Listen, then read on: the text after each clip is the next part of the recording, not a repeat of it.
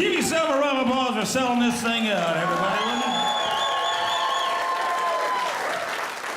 you? It is good to be back home, man. It really is. You know, this was not my first choice of an outfit, but me and my wife seem to play a game every time I'm going to go do something important called, That's Not What You're Really Going to Wear, Is It? I try to tell her all the time, I'm like, no, baby, this is what I would have wore if I was still single. Yeah, this outfit is what we call in married land a compromise, everybody. The jacket she picked out, it's Armani, and yeah, and the shirt is JCPenney. I picked it out. The belt buckle's kind of special to me. A friend of mine actually gave it to me. This is a true story. He was riding in a rodeo event, and he got thrown from the horse, and he cracked his skull open, and he was in a coma for 31 days. Actual true story. And they were going to kill him. They were literally going to pull the plug on him on a Friday. On Thursday, he wakes up and miraculously still lived. And he gave me the belt buckle. Yeah, that's pretty cool. You can clap for that, sure. And when he gave me the belt buckle, he said, Bill, I want you to wear this belt buckle just to remind you how short and precious life truly is. And then I also want you to love your wife with all your heart, dude, all your heart. And I said, well, why would you say that? And he goes, because my wife was ready to pull the plug on day 2.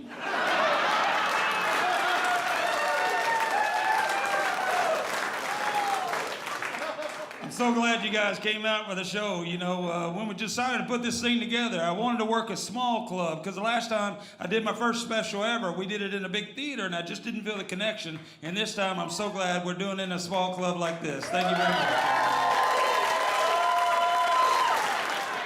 When we first decided about doing a special, everybody started asking me, well, are you going to work clean or are you going to work dirty? Because for the first 5 years of my career, if you ever kept up with it, I worked pretty clean. And the next 15, not so much. And then the last 2 have kind of cleaned it up again, you know, because I'm trying to get closer to my faith, and apparently God's been looking for me. Who knew? But I try to clean it up some, you know, and then we decided to do this. And sometimes you don't know if clean is clean enough, because I had to do a corporate gig about 6 months ago. My agent called me, and I didn't want to do it. And I said, I'm not going to do a corporate gig. I don't like doing them. And he said how much they were going to pay me. And I said, well, sure, I'll do that corporate gig. Then he called me 3 weeks before the gig. He said, Bill, they just called, little wrinkle. They want you to do the show without any 4-letter words in it. And I said, none at all. And he goes, they said it was okay as long as that word is in the Bible. So it's been 3 weeks reading that book. And I know it started out great. Everybody's naked. Then I got lost in the middle by the end. And I'm like, I don't know what's happened now, but there's 4 people on a horse. Right, this side read the Bible, bless your heart. And then he called me 2 weeks before the gig. He said, Bill, they just called again and said not to do anything of an explicit nature in that show. And I said, dude, did they even look at my tape? And then he called me 2 days before I did the gig. He said, they just called again and said, don't do anything that's religious, political, or controversial. So on behalf of me and my agent, I looked down and all I had left was a good night.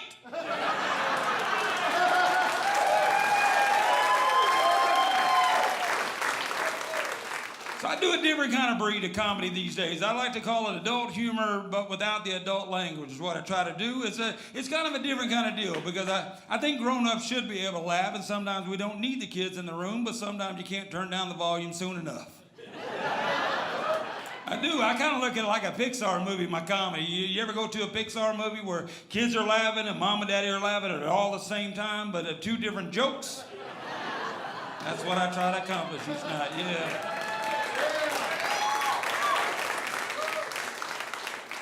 Because I am a daddy myself, I really am. I got 5 kids. We're not good Catholic, we're just really bad Methodists. My oldest daughter is actually 31 years old. She's got her master's degree, she's getting her doctorate. She's a coach and a counselor, was named Coach of the Year in Venus, Texas 2 years ago. Very much. That's my Brittany. She's married to a coach and a counselor. He's also got his master's degree. He's a first-generation Mexican-American immigrant, so I got one of them in my family. I know, your immigration policy changes when they can kick out your family. And I know, and they got 2 grandsons. 2 of my grandsons, too. Yeah. So we're half white and half Mexican, man. And the boys look like their granddaddy light, right? And so it confuses people because their last name is Chavez.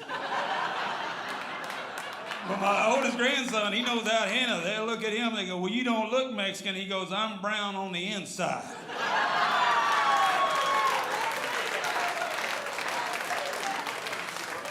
Next in line, that's my Jacob. I got 4 girls and 1 boy. The boy's 28 years old. He's got his degree from Stephen F. Austin there in Nacogdoches, Texas. Went to 1 semester of law school, dropped out and became a drummer. Come on, clap for that, amen.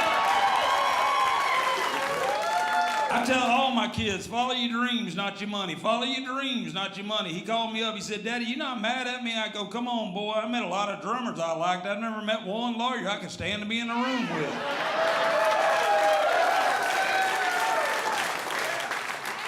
Me and that boy's only had one big argument, and that was his freshman year in high school, y'all. He took French in Texas.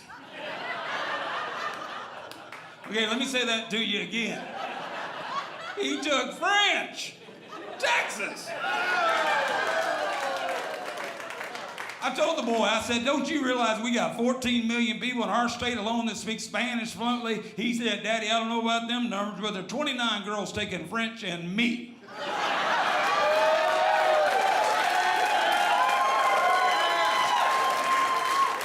Viva la France, papa. I'm trying to learn my Spanish. I am. I know some of the words because I grew up in a little place called Blue Mountain, Texas, where I grew up in. It was half white, half Mexican, so I know all the cuss words, y'all. Yeah. Now I'm trying to learn real Spanish, but I'm not trying to learn it from the traditional outlets like Rosetta Stone. I'm trying to learn my Spanish from the movie Roadhouse. You ever watch Roadhouse? It's my favorite movie. It really is. If they got it on TBS, I'll watch the full 6-hour version of that movie. I will. Because they have 2 Texans in there. They have the late great Patrick Swayze in the movie. Yeah. And they also got Sam Elliott in that movie. And even as cool as Sam is, they make him even seem cooler because they give him every line in the movie, but they make him say a Spanish word at the end of the sentence. He looks even cooler, like you're having a lot of trouble there, amigo.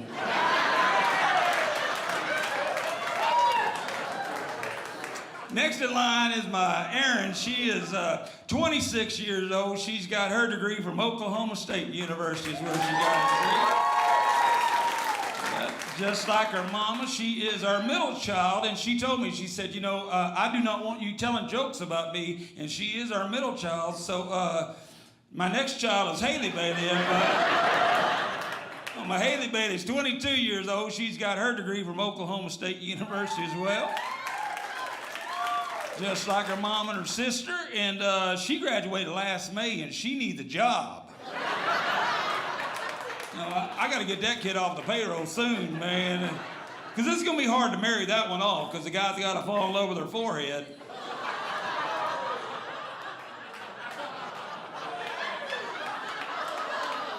See, you're judging and you don't even know. She's probably the prettiest one out of the litter. She truly is. But we gave her a cell phone way too early, right? Her sister got one at 16. She got one on the same day at 13. As a daddy, I was opposed to it, and now I haven't seen 2 of her eyes since, y'all. They just been buried down in that phone. I figure the guy's got to walk into a bar and go, look at the forehead on that one.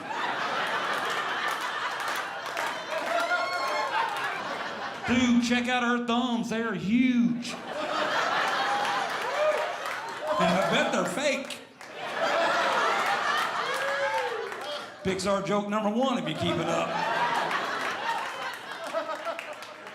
And then my youngest daughter, that's my Audie Grace, y'all, and she is 12. I got them 31, 28, 26, 22, and 12. I have 4 that completed college and 1 that completed the 6th grade. You know what that's like? That's like running a tire marathon. You get to the finish line, somebody stretches out the yellow tape and then goes, dude, don't hit that. That ain't for you. You hop in the truck. We gonna take you back to the starting gate. I won't go back to the starting gate. Molly Grace is something. She was named class president last year, 6th grade class president. Yeah. The very first day in office, she erased all of our emails and built a wall between them and the 5th graders.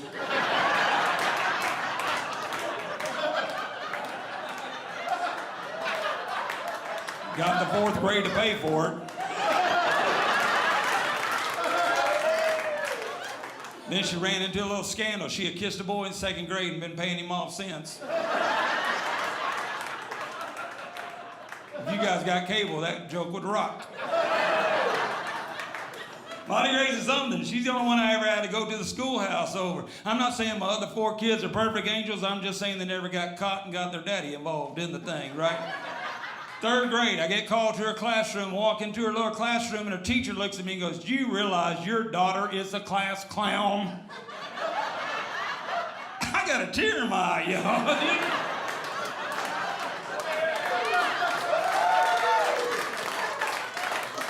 Are you serious? The other 4 are really smart. Finally, one of them falling in her daddy's footsteps.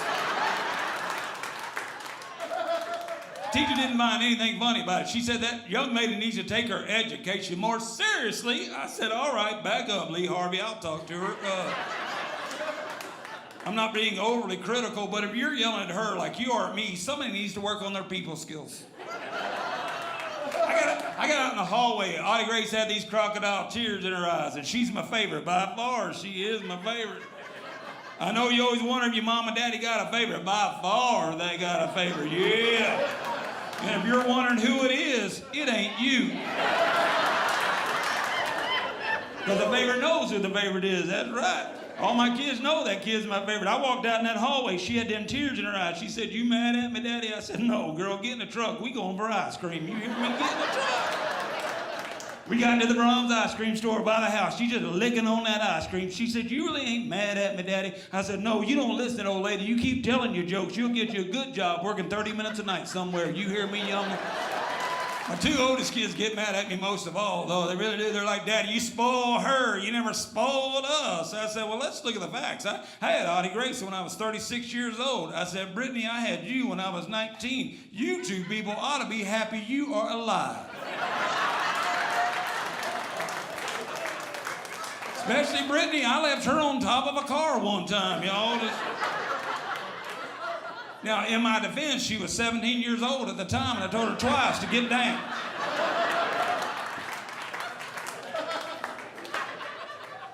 And the boy's always been my helper. Now he's a grown man, too, and I'm proud of the man that I raised. Thank you. He's 6'3" now, and I'm proud of the man that he's become, and him and his wife are going to have a baby this fall. That's pretty cool, everybody.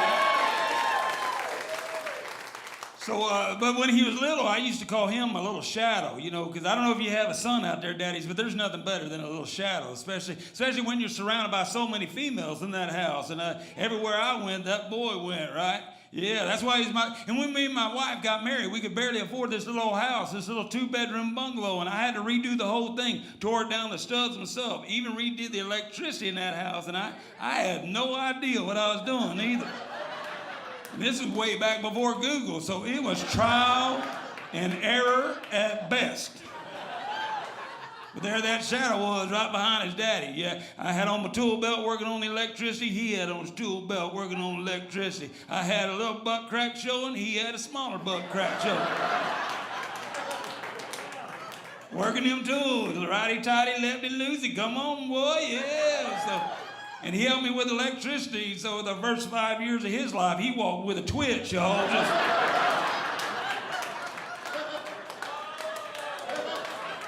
No, even now, you sneak up behind Jacob and flip on light, and he'll pee a little bit. He will.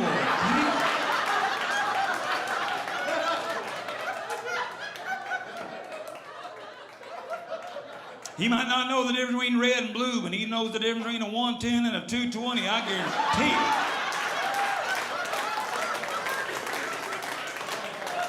Daddy, that 220 will take your shoes off. Parents don't raise kids like that anymore. My next door neighbor got a 3-year-old son. They went through the entire house, put little plastic caps on every one of the electrical sockets, because he stuck a penny in there, and we don't want him to do that again. I said, you got to see if he'll do it again. The boy does it 2 times, he's got a learning disability.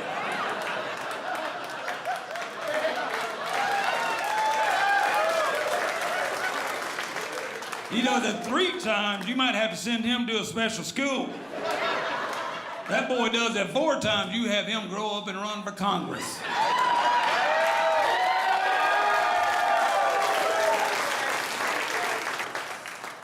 You guys are cool, man.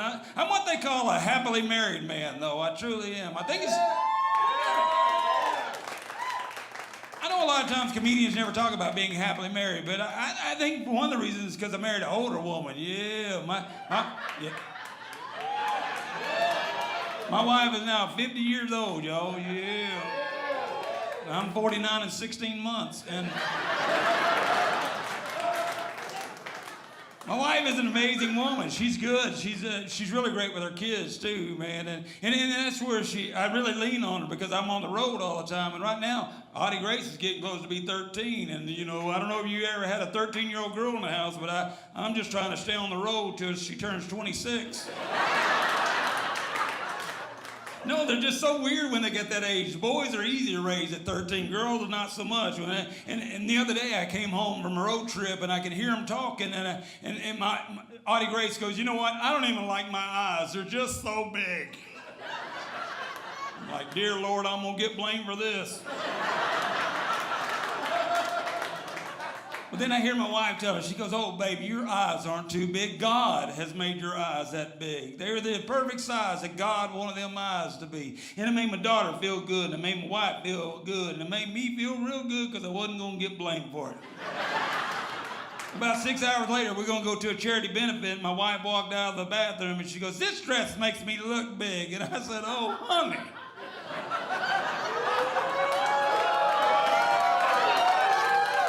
Don't jump ahead of this group over here. I said, baby, that dress don't make you look big. God made you big.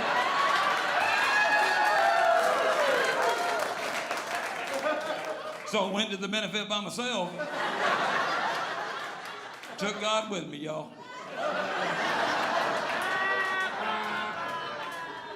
But we're generally happy with each other. I know there's couples been married longer, but sometimes you look at an old couple together and you can tell that they're not happy. You ever see them in a mall? The old man sitting on a bench somewhere holding a purse, and then when they both make eye contact, they have that look like I'd kill them, but they're going to die anyway. And well, I get the cops involved. And my wife and I were in a pharmacy the other day, and she holds up a Cosmopolitan magazine. She said, look, baby, it says now 50 is the new 20. I appreciate your enthusiasm, but I'll tell you like I did her, if that was true, we probably wouldn't be in a pharmacy right now. And the frequency in which I go to a pharmacy now tells me I'm in my 50s. I went the other day, not to even buy anything, y'all. I just went there just to look around. Yeah, I got that much time on my hands. Stayed on that one aisle, that as seen on TV aisle, man. Just walking up and down, going, who comes out with a pillow that glows, man? That's awesome. If 50 is the new 20, how come I got parts of my body that now hurt that I never knew I owned when I was 20 years old? When I was 23 years old, I rebuilt my very first house. I already told you about it. The other day, I'm watching the Three Stooges on the Turner Network in a marathon. I giggled and pulled a muscle in my back.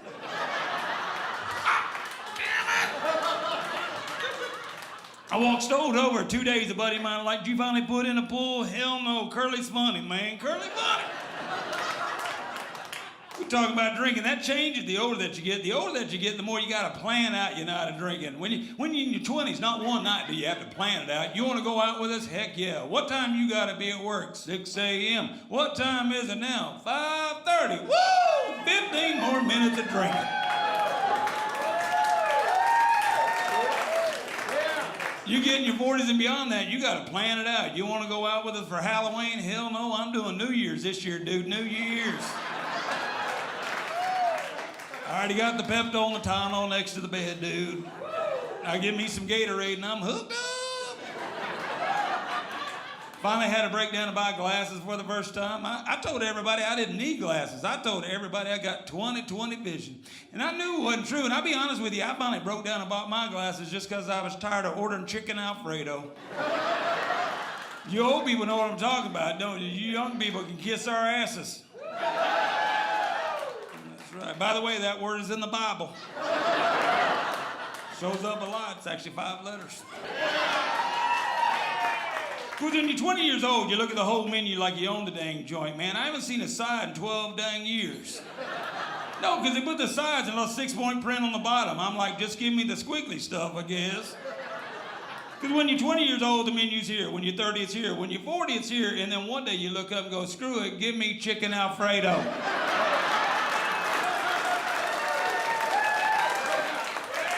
And I knew I had to buy the glass because the last time I said, give me chicken Alfredo, the lady said, sir, you're in a Jiffy Lube. Well, I'll take that stuff to go then. I brought them out on stage. I'm not impretentious anymore. Here's a brand new William Lee look, everybody. All right, everybody. Woo. Wait, there's more.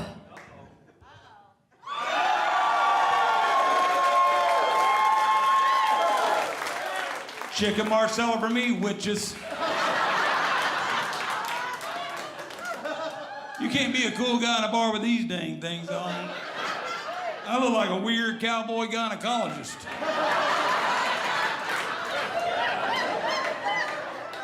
By the way, ladies, if your gynecologist has to make this move,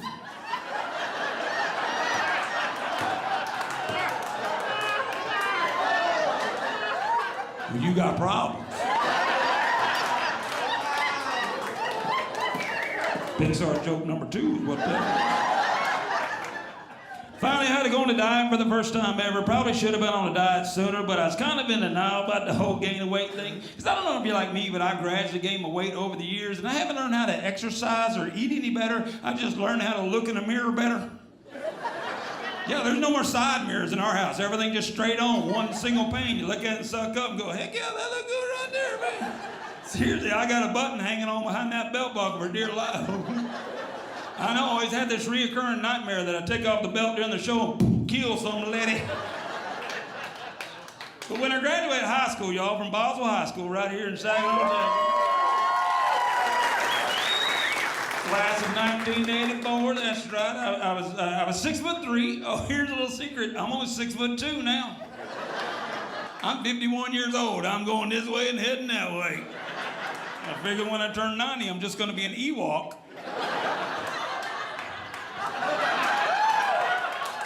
Okay, if you don't know what an Ewok is, a little furry creature from Star Wars in either episode 3 or 6, depending on how you counted them. And the people that are laughing right now are nerds. So when I graduated high school, y'all, I was 6'3", 18 years old. I weighed 145 pounds. Yeah, that right there is what that is. Actually, it's me, so is that right there is what it was. I know I only do this bit so I can take off my hat and show you I got hair. And screw you, Kenny Chesney. Actually, if it was a Kenny Chesney joke, it'd be more like that right there. No shoot, no serve, no service.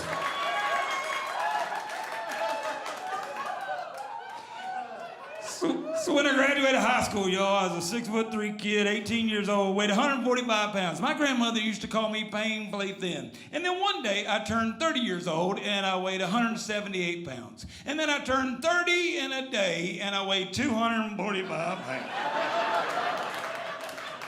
So I go back. Now I'm not even self-conscious about my weight until January the 17th a couple of years ago. Now on January the 17th a couple of years ago, I was making my national actorial debut on a show called Dallas. Thanks for not caring over here. Appreciate that, y'all. No, I was, man. And don't clap for them a whole lot because they cut me out of the show, y'all. They did. They cut me out of the show twice. No kidding. The first time I was on there as a cop, Detective Riley Anderson. I even had 3 big scenes with Bobby Ewing. We even had an episode watching party at the house. So we brought all my family and friends over to the house. We even set up a TV in the bathroom so if you went and took a dump, it didn't miss my part.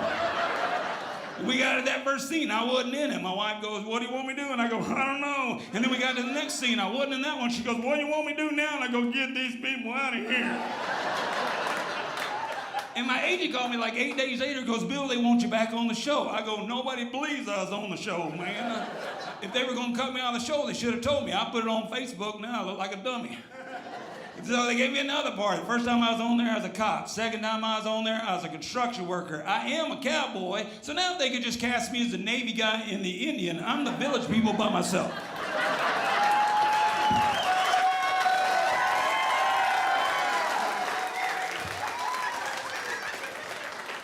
So I go back. The day before all this happens, my agent calls me from New York. He goes, "Hey, Bill, I know you got your big actorial debut coming up. Have you thought about losing some weight?"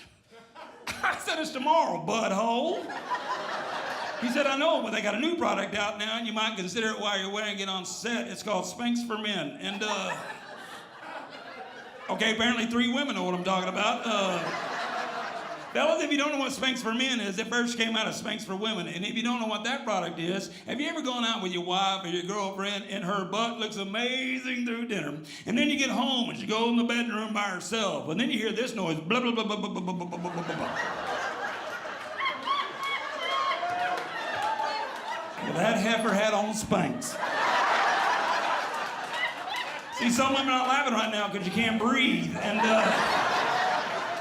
so what they make for women is a girdle, right? And what they make for men is this tight white t-shirt that's supposed to push the belly back up in the chest where it's designed to be at, right? So I go over and look at a Dillard's right here in Northeast Mall. It's $56 for just one plain white t-shirt. Okay, this already goes against my principle of buying a plain white shirt. People, I've been wearing a plain white shirt underneath my button-down shirt since I was 2 years old in short-legged pants. For $56, I'd get 72 Fruit of the Loom. That's all I'm telling you. For $56, I'd get 72 Fruit of the Loom and the Fruit of the Loom guys behind me, singing and dancing. I get it home, right, and I'm a little claustrophobic anyway, and I get it, and it's just stuck to my face. Okay, maybe you're not physics majors over here. This happens to be smaller than this. If I can't get her over the melon, but I finally get my big fat head through it like I just birthed myself. And I shove my 2 arms through it and it's just balled up like a weird man's sports bra that you then get to unroll over your own fatty flesh. And I look in the mirror and it looked like I need to take a dump. I thought, Lord, I can't wear this on national television. They're going to call it to the network. Let him get off the show and take a poo. And then when you take it off, it's like you just open up a can of biscuits. Do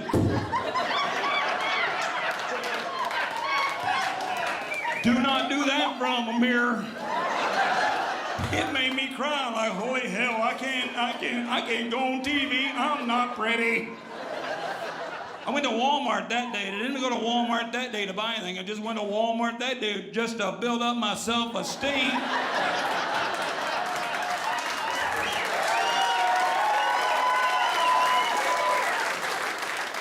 Walked around the whole day going, I ain't that fat, I ain't that fat. I'm 4 biscuits away from a scooter.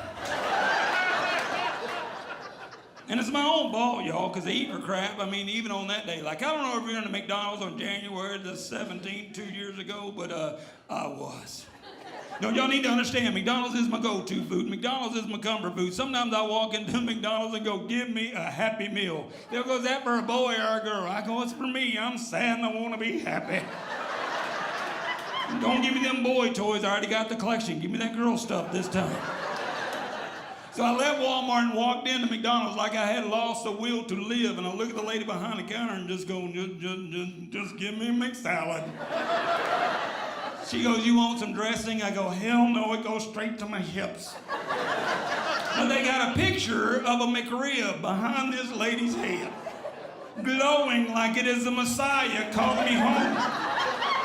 And I go, screw it, ain't gonna make a difference in a day anyway. Go ahead and toss in one of them McRibs. That lady goes, you know, you can get you a second one for 99 cents. Okay. Hell, give me 4.